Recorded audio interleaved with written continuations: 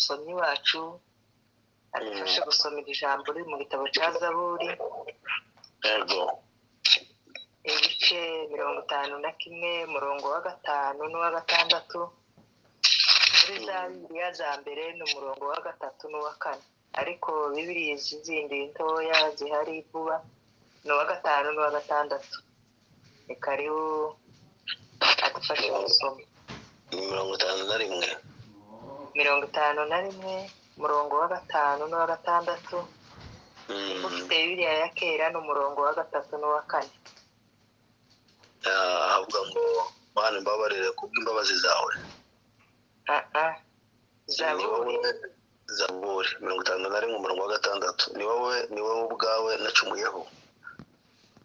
Tangirira ku murongo wa 5. Yego. Kuko nzi ibicumuro byanjye ibyaha iteka. Ni wowe ubwawe nacumuyeho, nakoze ibyangwa n'amaso yawe, byambereye bityo kugira ngo uboneke ko ukiranuka nuvuga, kandi uboneke ko uboneye nuca urubanza, kandi uboneke ko uboneye nuca urubanza. Amen. Amen. Amen. Murakoze abamaze gusoma. Reka tuganirire ijambo umwanya mutoya, cyangwa se umwanya Imana utanga. Turaganira hejuru kugaruka kuri Yesu.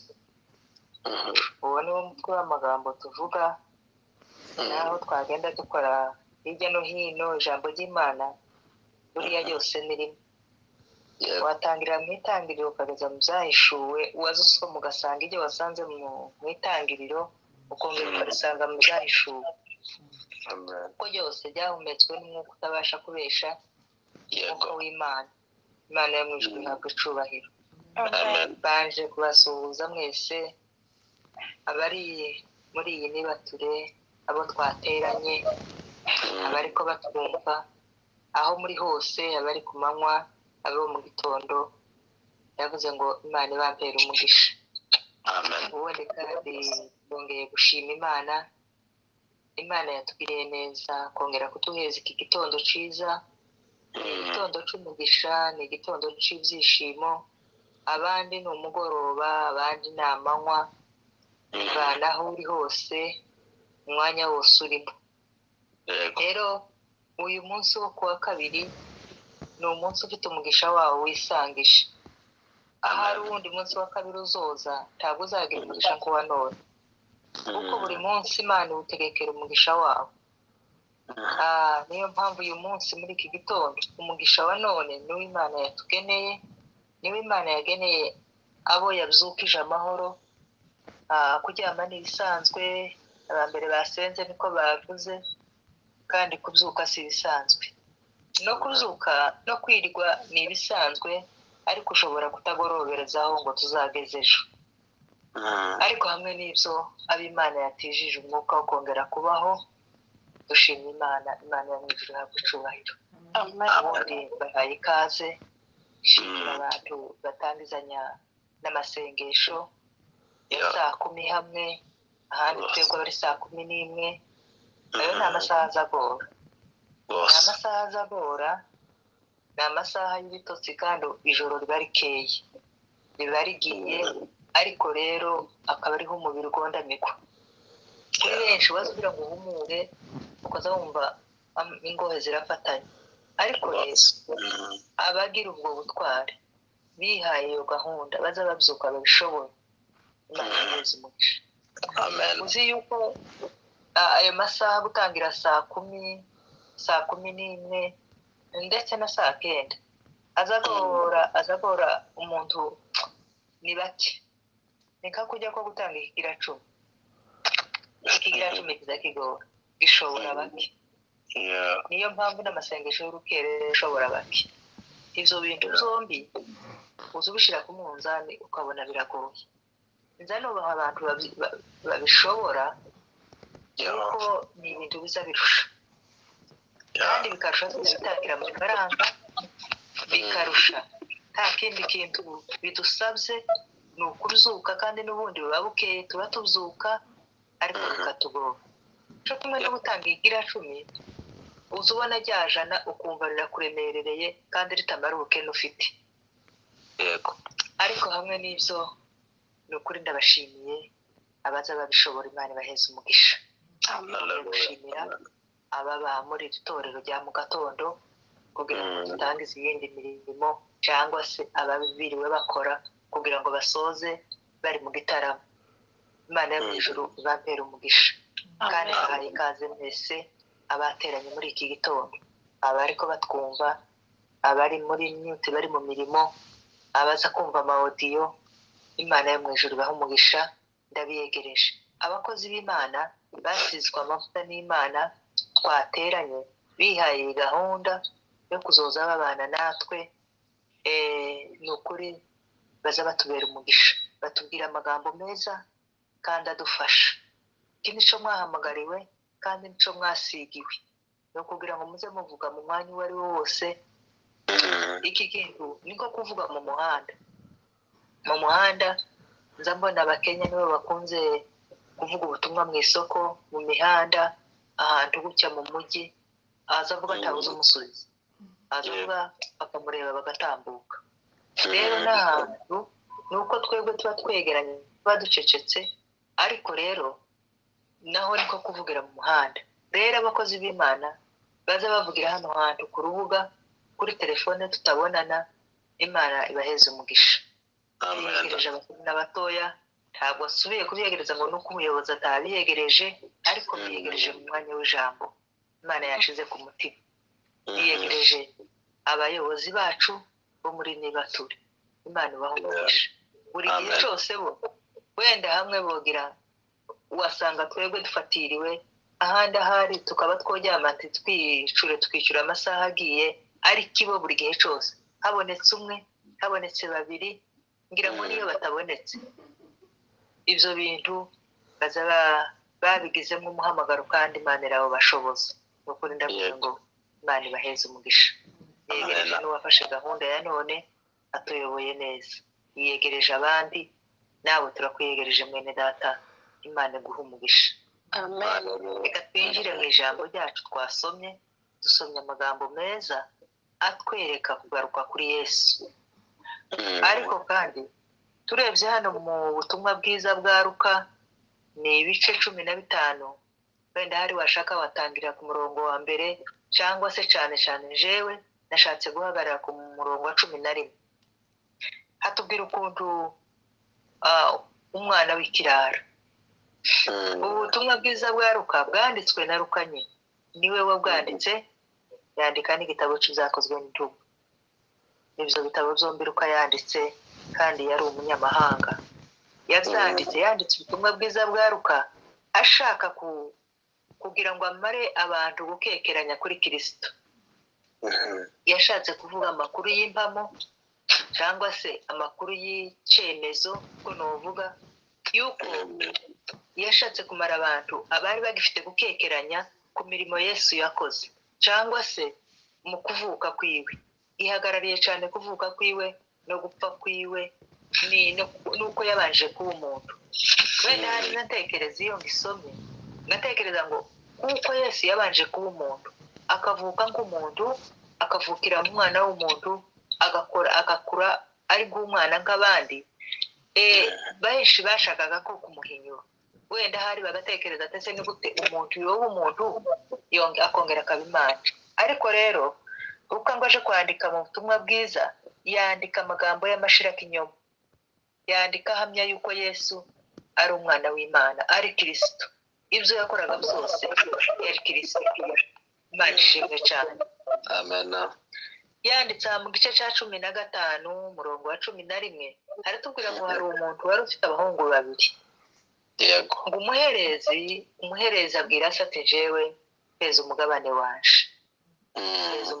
wanje uko mugenzanije ukuzi isi aramwumvira kuko ntiyarazi yindi migambi ntiyarazi igitekerezo buriya Imana nizi imenya igitekerezo cawe nta mwana w'umuntu wamenya igitekerezo cawe tuzi umenya imigambi umwana wawe afite tuzi umenya imigambi umudamu wawe afite n'umudamu ntazamenya imigambi umugabo afite ntiwomenya icyo undi muntu ayatekereza n'ico agamije gukora atarakivuga.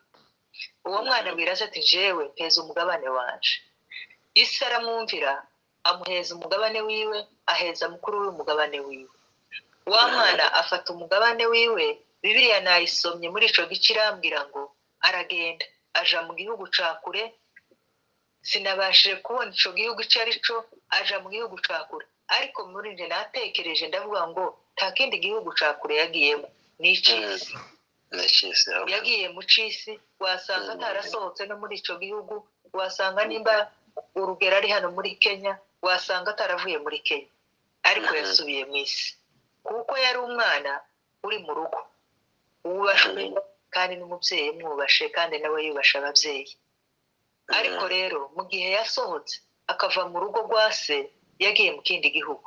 Urumva hari inshingano yari ataye, hari inshingano yari asize. Yari asize inshingano zo kubaha, yari asize inshingano zo kubaha.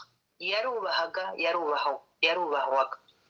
Ariko muri uwo mwanya aravuga ngo reka asohoke.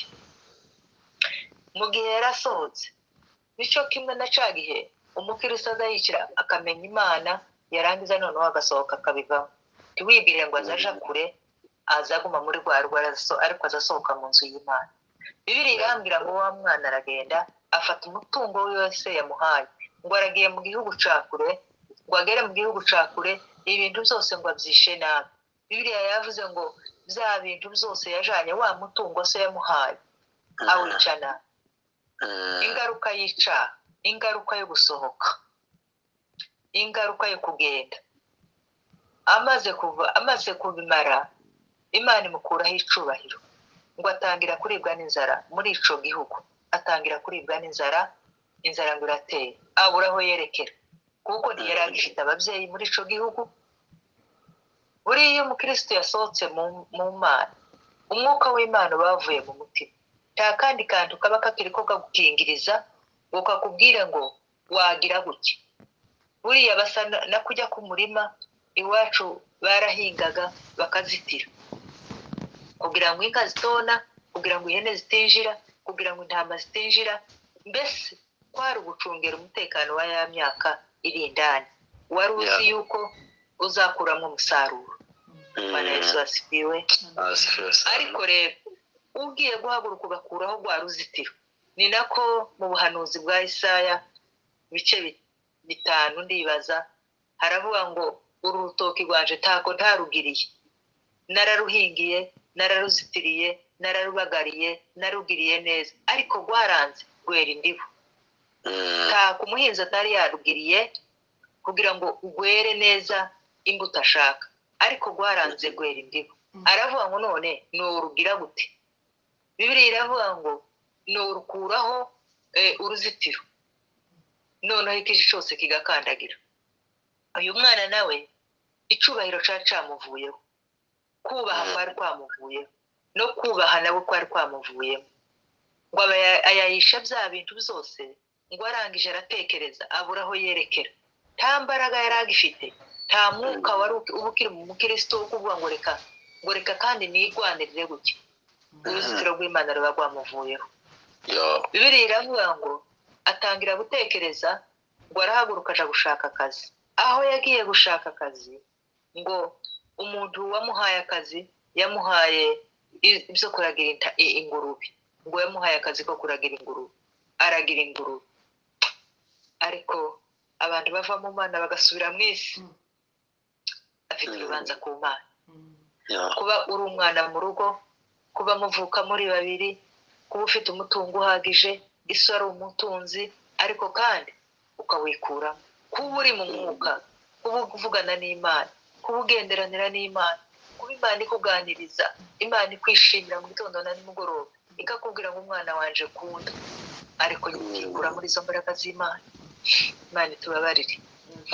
Umwana ngo bamuhaye akazi, aragiye ingurube, ngo yarazigaburiraga, yamara akifuza ibihazwa n'ingurube yuko nawe yobijyaho, kandi ibyo kurya by'ingurube bigira ibyo kurya bibi, bigira ibyo kurya bibi. Aho wogerera intambwe yo kwifuza iby'ingurube, nuko uba wakuweho uruzitiro, nuko mba nakuweho uruzitiro. Bibiliya yatubwira ngo yifuza byo kurya by'ingurube akavuga ngo ico bimuha ariko ntiyari afite n'uburenganzira kuko shebuja yageneraga ingurube ntabwo yamugeneraga ibyo kurya ariko umunsi umwe ahanejeje ko mu murongo w'17 18 nasomye Bibiliya yambwira ngo umunsi umwe yisubiraho. Bwana Yesu asifiwe. Umunsi umwe yisubiraho aratekereza. Umurinzi yaravuze ngo kwihana si ubuhanga ngo cyangwa se uguca mu bwenge ngo ni ukwanamuza ariko ndi umunyazaha. Imana ishimwe cyane. Nta kindi bisabye, nta bundi bwenge, ni ukwanamuza tukatuza akanwa kacu kuko ndi umunyabyaha. Murundi nawe arongera indirimbo y'ikirundi irongera iravuga ngo banguka vuba ngo aracagutegeye amaboko igorigota n'ubu aracariho uwambambiwe mubonye. Umwana ngo umunsi umwe ku murongo w'17 muri ico gice ca 15 ubutumwa bwiza bwa Luka ngo aratekereza yisubiraho. Bene data, inshuti z'ubwoko, inshuti z'umusaraba, turiko turaja mu ijuru. Icampa umukristo wose, umukristo wa none akisubiramo. Hazayisubiramo umuntu wagize ubute, umuntu utatekereje nyuma umutima ukagaruka akavuga ngo suku sinakoze iki kintu, reka nisubireho, reka nisubize mw'imbaraga. Umuhinzi iyo yarahingaga mu gitondo akagira imbaraga, haje kuba mu mugoroba ku manywa izuba riva akagira intege nke kuko abakubiswe n'izuba, abakubiswe n'umuruho, abakubiswe n'inzara, abakubiswe yuko yaje kare akumva acitse intege. Ariko iyo akagoroba kabaye akongera kandi akisubizamo imbaraga kakamuja ku mubiri akumva umubiri uregeranye, izuba riba rishize, ahari n'inzara ibishize. Hari igihe inzara izi kujya amasaha amwamwe umenyereye gufungura, mu nyuma noneho igasa n'igabanutse. Wa muhinzi aza yisubiramo akongera imbaraga akumva arakeneye, akumva arakomeye. Ko turakora mu mugoroba amasaha yacu ariko aragenda ko arabarizwa ku ntoki. Iminsi yacu iratwegereje, tugeze mu gihe c'umugoroba. Campa umuntu wese agatahura akamenya yuko ari n'igihe ca nimugoroba. Nta kindi dusigaje kuzomenya kuko ari umugoroba. Ibimenyetso byose by'umugoroba biragaragara. Umuntu aryama ari muzima akabyuka ari umurambo. Umuntu azinduka ari muzima akaza gutahuka ari umurambo. Umuntu ahinga ari muzima bagacura umurambo. Uko ni ibigaragaza yuko turiko dukora mu mugoroba. Ingwara z'ibyorezo zateye nta bundi twigeze kubibona. Nta bundi umuntu yahagaze ngo umutsi wo mu mutwe ngo uracitse ngo amaraso karaja mu bwonko. Nta bundi twahagaze ngo umuntu abaye pararize. Ibyo byose ni ibimenyetso bigaragaza yuko turi mu gihe c'umugoroba. Bibiliya yatubwiye dukomeje gusoma muri ubwo butumwa bwiza bwa Luka, yatubwiye ngo uwo mwana yisubira aratekereza, aravuga ngo kwa data hari abagaragu benshi kandi bafite ibyo kurya kandi bakajya bagasigaza bamerewe neza, baguwe neza. Naho jewe ngorewe hano muri izi ngurube zitari za data, ndatunze, ndafitemo inyungu, inzara iri kwinjya, kifuza bino bintu ziki. Yisubiraho. Muri iki gihe nimureke twisubireho, tumenye igihe tugezemo, tumenye iminsi tugezemo. Bibiliya iravuga ngo akimara gutekereza gutyo ngo arahaguruka aragenda. Aravuga ngo reka ngende ndeke kwitwa umwana wa data ahubwo nitwa umugaragu we. Byari biteye isoni, byari bikabije, byari bimurenze, ntiyabyumvaga. Yumvaga yuko iseta kimufitiye imbabazi, yumvaga yuko ibyo yakoze atotungana mu maso ya se. Ariko kuko ari umubyeyi, niyo mpamvu muri ibyo yavuze ngo aracadutegeye amaboko. Haleluya. Amen. Aracadutegeye amaboko. Uko twoba tumeze kose, uko twoba dusa kose, ibyo twoba twariyandavujemo byose, ntabwo yaturebera muri ibyo. Iyo uhindukiye, iyo wikubise agasha, iyo wibutse ugatekereza ukavuga ngo reka mu rugo rwa data, ukamenya ko harimo amazu menshi, ayo menshi harimo n'iyawe, harimo n'iyanje. Igituma gikinze ni uko kiriko nifuza iby'ingurube, ni uko bakiriko bifuza iby'ingurube. Ariko nitumara gukiranuka tagira bitekereza iby'ingurube ziki, inzu yawe zakinguka. Imana yacu yabwe icubahiro. Amen. Aravuga ngo reka ngende data ntiyo kwemera kandi kunshira mu bana be, ariko arashira mu bagaragu. Yesu ashimwe cyane.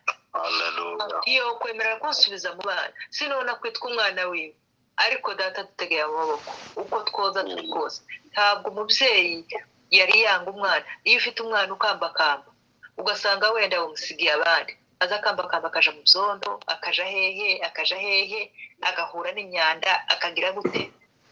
Iyo uvuye n'ahantu ugasanga wa mwana ameze gutya, iyo agutegeye amaboko uri umubyeyi, ntabwo ureba cacondo yagiyemo, ntabwo ureba bya bitaka afite, ntabwo ureba wa mukungugu, umubona mu bwiza. Imana ishimwe cyane. Amen. Umubona mu bwiza, umugirira imbabazi. Ntiwita kuri bya bindi yambaye, ntiwita kuri bijya byose yaciyemo, ntiwita ahantu yari akambakambye cyangwa ahantu yari yicaye. Umwakirana imbabazi nyinshi. Uko niko data adutegeye amaboko. Hallelujah. Iyo duhindukiye, iyo twisubiyemo, iyo twisuzuma, ntaharura bijya zose twagendeyemo, ntareba bijya zose twivuruvunjemo, areba umutima. Imana yacu ishimwe cyane. Amen. Areba umutima, kuko umutima niwe akeneye. Kandi iyo tumuhindukiriye, bijya byose azabitwuhagira. Kuko ufite umwana ukamwuhagira, ukamukuramo ya myenda yacafuje, ukamwoza wa mukungugu cyangwa se cacondo yacitse abandi aje hanze, uzuza we uri umubyeyi. Iyo utaranahindura na ya myenda yawe yari isa neza, uramufata na cacondo ukamwuhagira, wamara ukumva umufitiye imbabazi. Uko niko data azadutegera amaboko. Imana ishimwe cyane. Bibiliya yambwiye ngo wa mwana atungutse ku irembo, ise ntiyatekereje wa mutungo wose yagiye guhombya. Ise ntiyibutse yuko yamuhaye wa munani. Yaributse amutegera amaboko, amugirira imbabazi.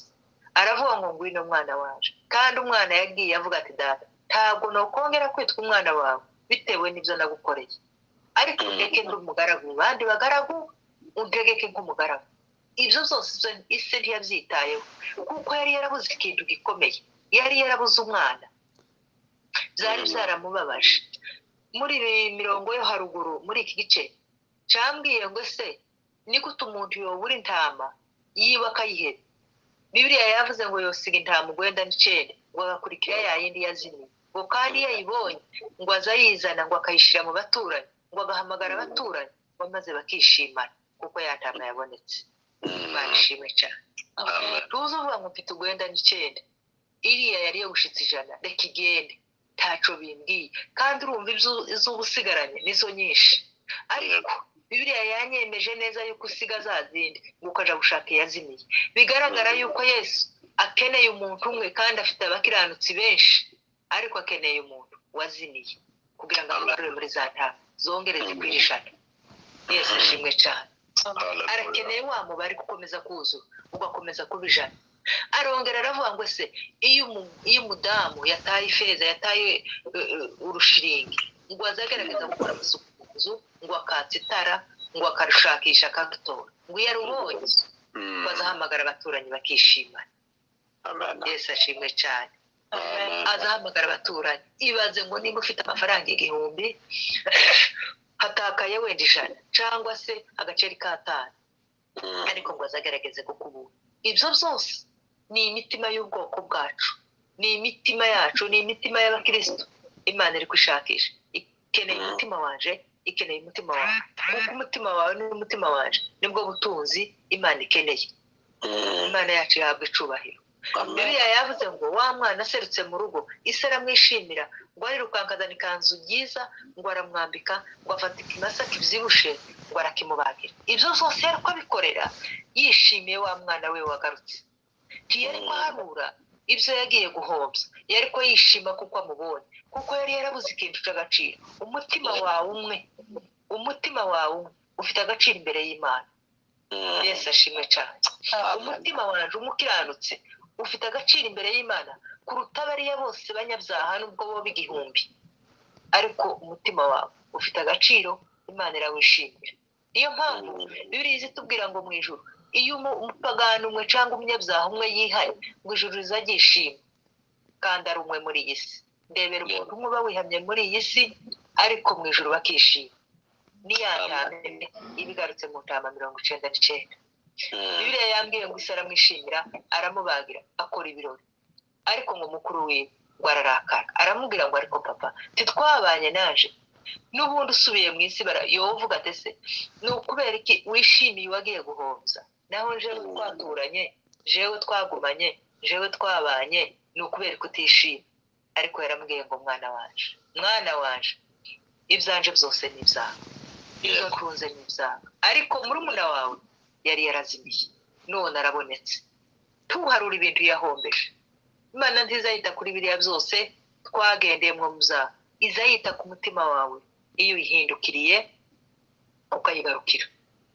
Izi kwishimira gusumba iriya minsi yose umuntu yabaye mu byaha, imyaka myinshi wabaye mu byaha, habe n'ubwo umuntu yokizwa mu gitondo nimugoroba agahamishwa, Imana yo mwishimira.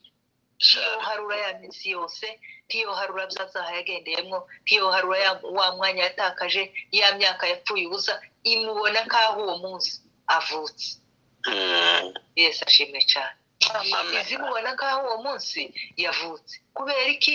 Abari musha, abahindutse musha. Tiharura bya byose byahose.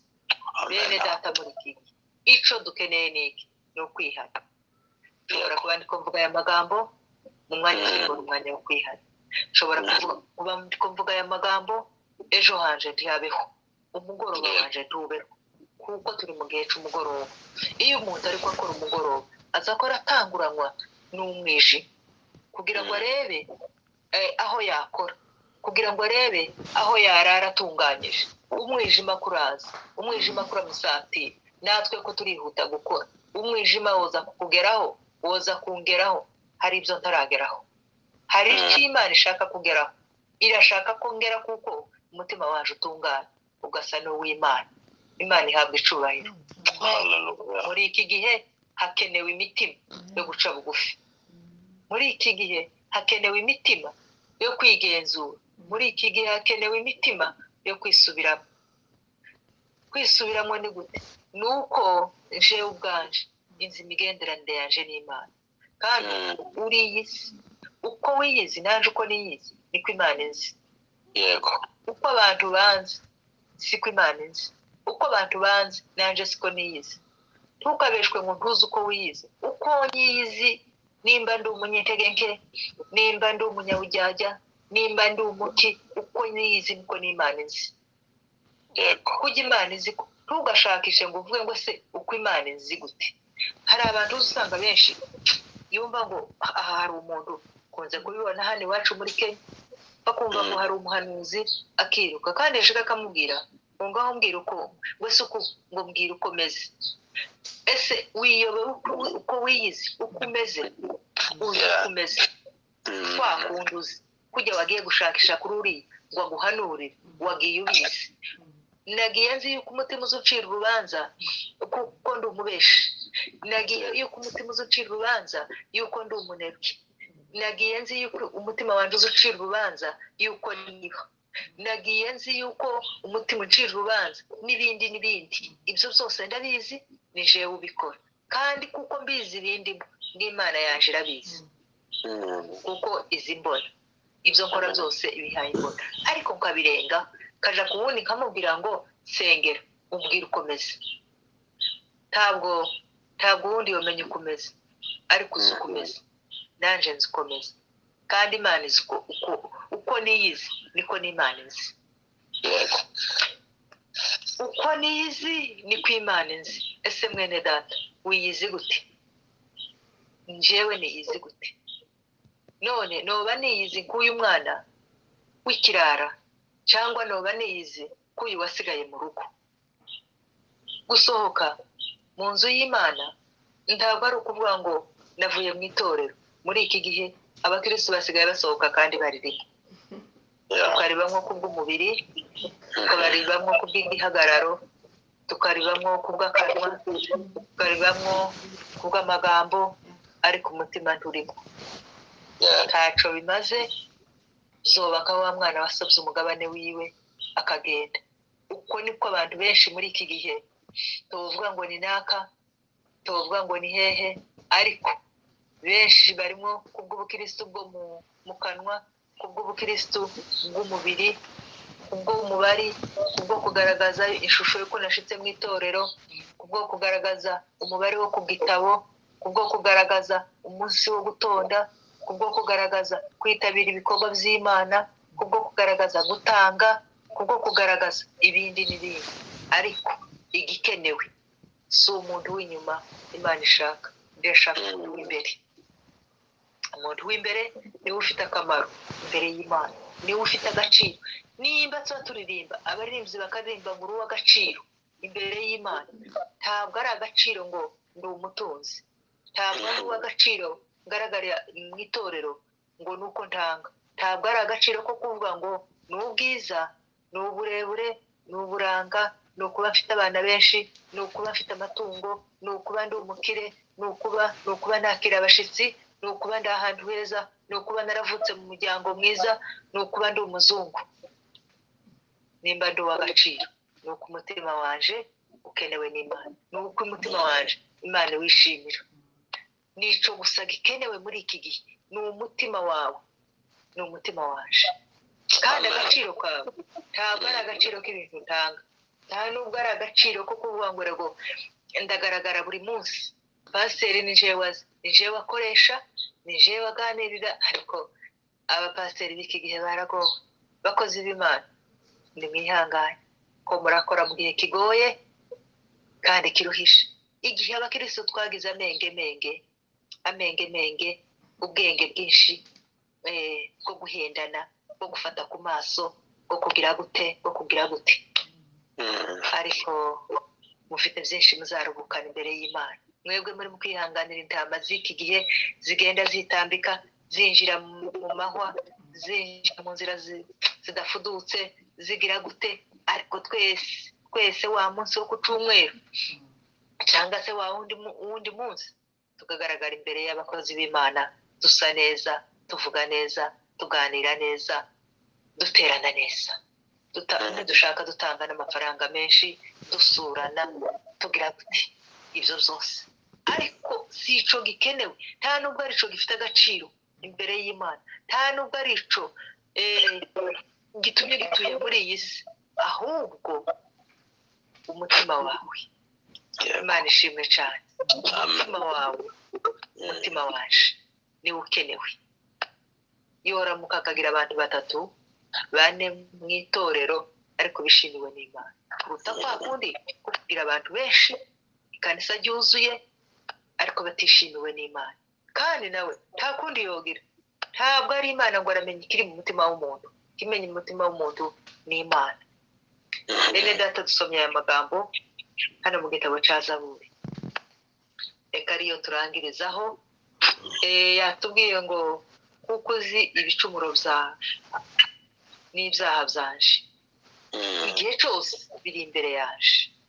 Yego. Kandi biriya yatubwiye ngo ni wewe gusa nacumuyeho.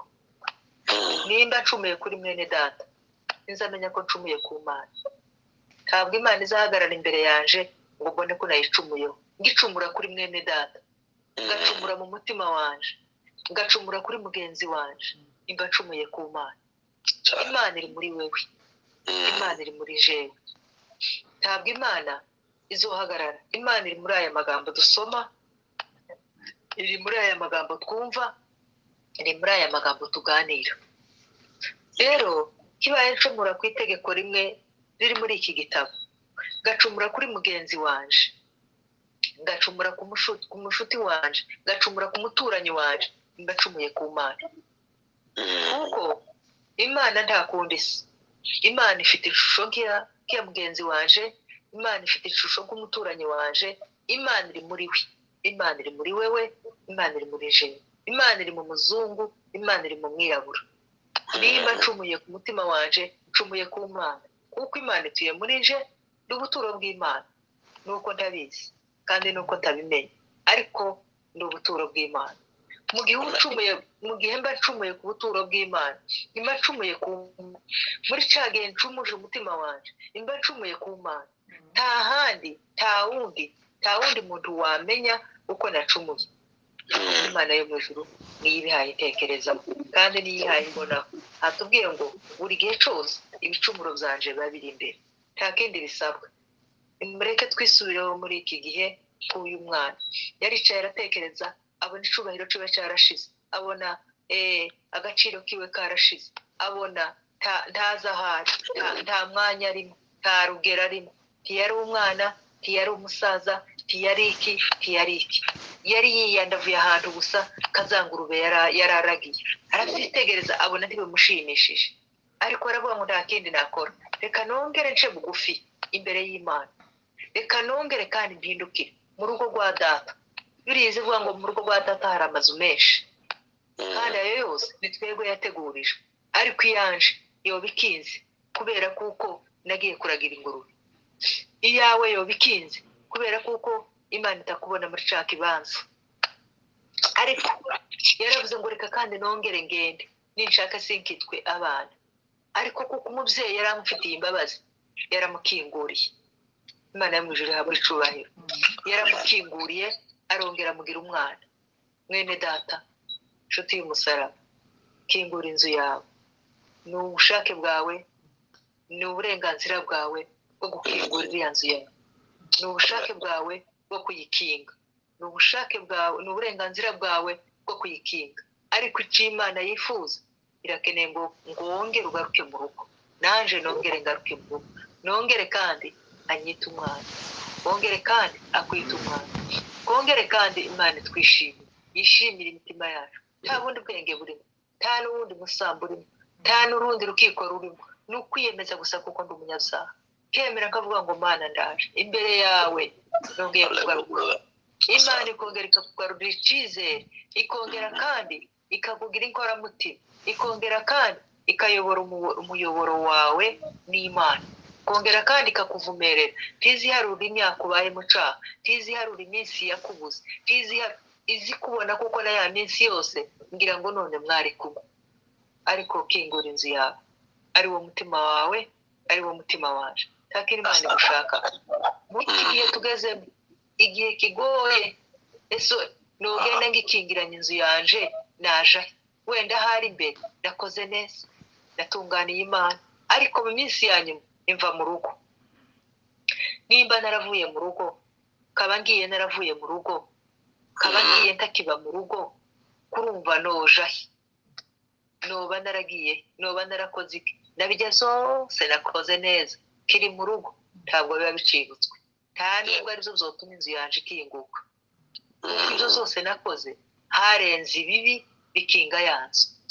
Ariko garuka mu rugo, nanje reka ngaruke mu rugo, ndeba aho nasohotse urugo, aho ndacitwa umwana, aho natesheje, aho nataye agaciro, aho bankuyeho icizere, aho ndakiri mukuri, aho ndakivuga neza, aho ndagitekereza neza, aho ngenda nkora kutariko, aho ngenda nkora kudatunganye.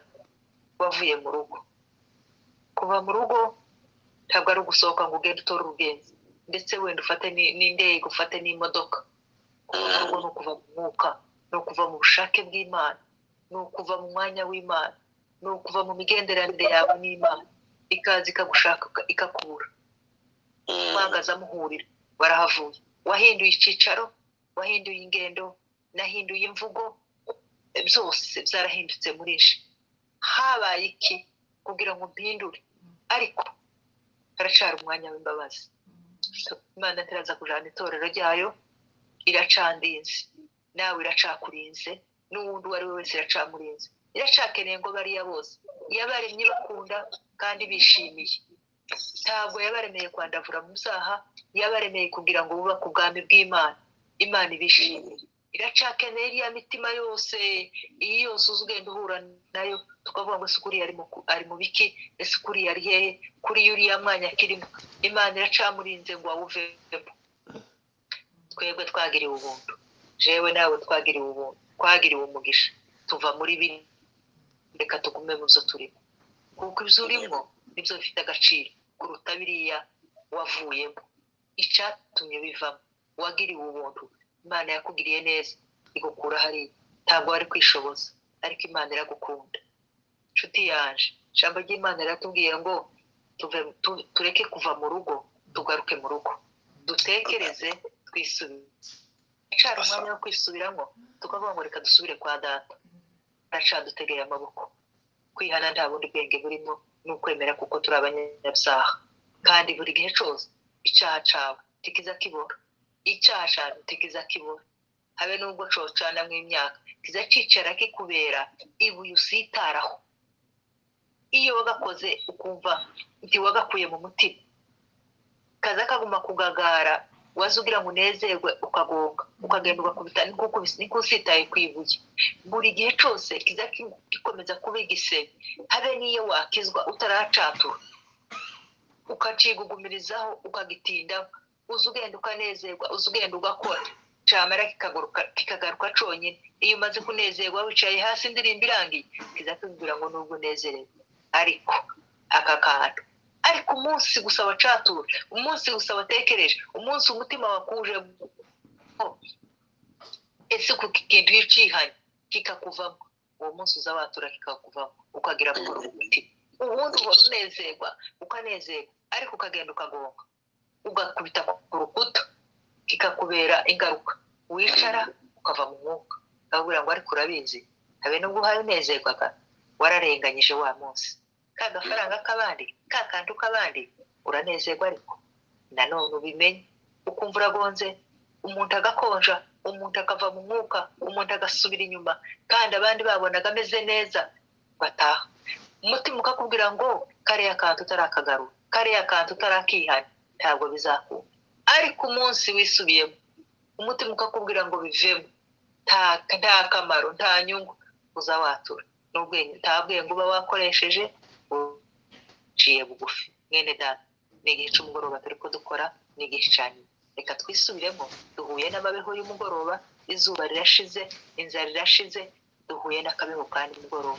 Ko turakora dutanguranwa n'umwijima kugira ngo utaza atararangiza hariya.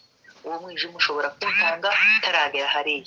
Ijambo ry'Imana riratubwiye ngo twisubiremo muri iki gitondo, muri uyu mugoroba, isaha iyo ari yo yose wisubiremo.